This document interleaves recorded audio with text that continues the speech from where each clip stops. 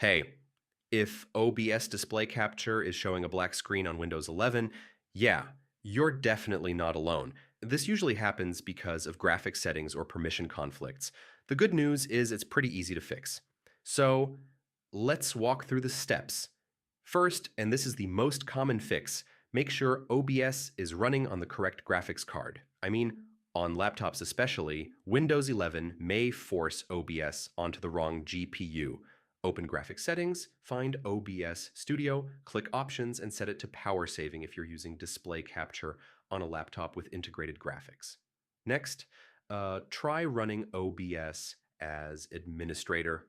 Yep, this helps avoid permission conflicts that can cause a black screen. Another big one, hardware acceleration in browsers or apps can block display capture.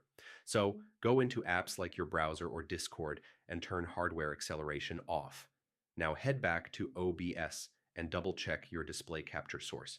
I mean, sometimes the wrong display is selected. Open the source properties and confirm the correct monitor is chosen. If the problem continues, update your graphics drivers. Outdated drivers are a very common cause of black screen issues. Last quick fix, remove and recreate the display capture source.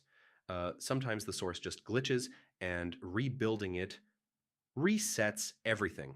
And that's it.